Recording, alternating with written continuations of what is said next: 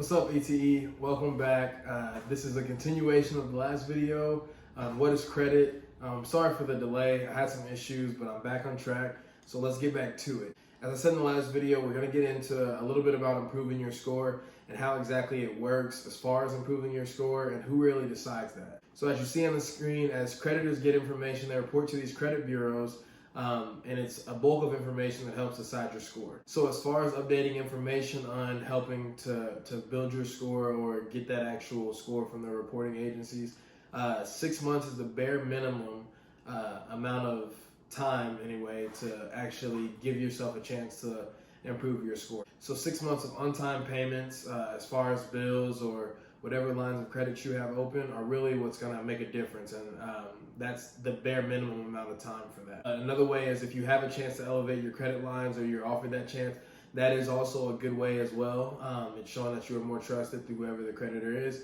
But as you do this, be safe and do not update or upgrade your lifestyle according to this, because your usage rate is still taken into consideration, as I mentioned in the last video. A lot of people have the issue of these old accounts that they have that they are not active anymore, that they're trying to pay off, and when they want to pay them off or when they do pay them off, they just cut that line off and in that line of credit. That's a dangerous position to be in as well, because your length of credit history is also taken into consideration big time, as I mentioned in the last video. Again, if you haven't watched it, go back.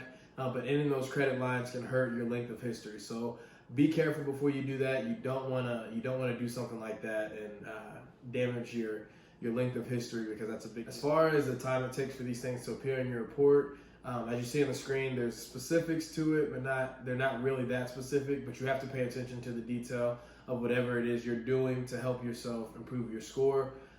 Or if you're making those mistakes, you need to see how it's going to affect you. So unpaid lines of credit or bills, whatever you have in your report, can pop up within 30 days of that billing cycle, which is a pretty big deal because that's really fast.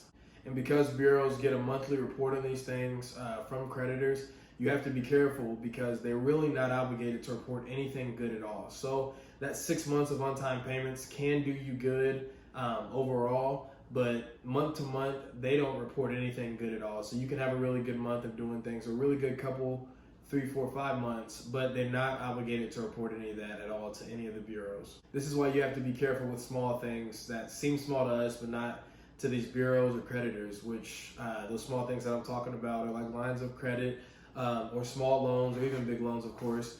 Those are hard inquiries that can end up on your credit and they have a shelf life of 2 years. That's a long time for something to be in your credit, especially when you may have just been curious about something. This is what I was talking about in the last video when I was saying how credit is a great tool, but it's a dangerous tool. So if it can be reported as a bad thing, it will be reported as a bad thing, and you should always expect that. This is why you should stay in compliance of some of these rules that I'm talking to you about and establish actual good habits as far as using your credit, because you can cut yourself pretty bad on one of these. And because these bad reports and late payments can be reported so quickly, you really need to choose wisely on what you do with your credit and how you use it based on whatever habits you have. So I titled this slide, "How long does the info stay?" I'm not going to get really into how long the info stays because we're going to actually do a good job of just staying in compliance of whatever it is we're doing with our credit. If you want to know more about how or what your time frame is, Google or look up what I have right here, the Fair Credit Reporting Act that was passed in the 1970s. This is a great thing and gives you pretty much all the information you need to understand how this works. The Fair Credit Reporting Act was put into place in like 1972, and it was created to protect us in many ways, but due to ignorance, we don't use it and we have no clue what it actually is. And of course, the school system does not teach us. So the Fair Credit Reporting Act actually regulates what can and can't happen with your credit report and history, and puts regulations on addressing your privacy and a bunch of other things. But this is all in theory because a lot of this stuff happens anyway. We all know that the credit bureaus don't report the most accurate information, which is why you can dispute it. This has a lot to do with it. But as you see, this is an act that was passed decades ago, and yet we still have issues with it. This act can actually be leveraged pretty much in any situation having to do with your credit, but if you don't know how to or don't know anything about it, of course you're not going to do this. But there are a bunch of ways that I'm sure you've heard of to basically protect you and your credit that you don't know necessarily how to do, but this was all put into place by the Fair Credit Reporting Act. And as you can see on the screen, there's an actual list of some of these things that are included in this Fair Credit Reporting Act that I've talked about in this slide. The big three credit bureaus.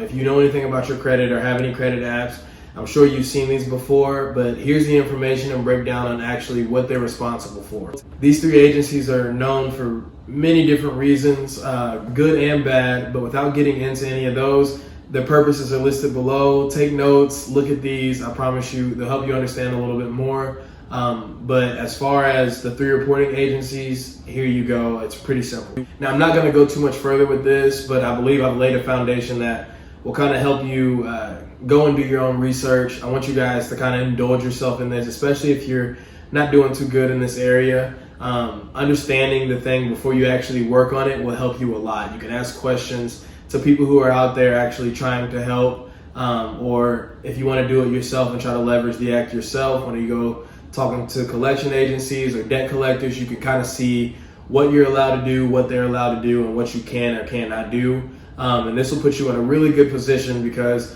you'll be able to come in with some background knowledge on something that's actually really important to your financial life. Congratulations. Without going too deep, you just learned in 2 short videos what the entire school system neglects and fails to teach you in 12 plus years of your life. I'm aware I didn't go too in depth with this, but the foundation is laid, and so now you can go do your own research and actually apply these things accordingly, and take it as far as you want to go. Your credit score is based on you, your history, your actions and reactions to things, so please go do your own research to figure this out. But like I said, the foundation is laid. Your information is here. Write it down, take a picture. You got to do it. Without wasting too much more of your time, I hope it wasn't a waste at all actually, but please continue to support, like, subscribe, share this channel. I'm going to continue dropping more and more information on you guys, and coming soon I'm actually going to go a little personal with the channel and kind of get into some stuff that I get into on a day-to-day basis. But like I said, like, subscribe, and I'll see you next week.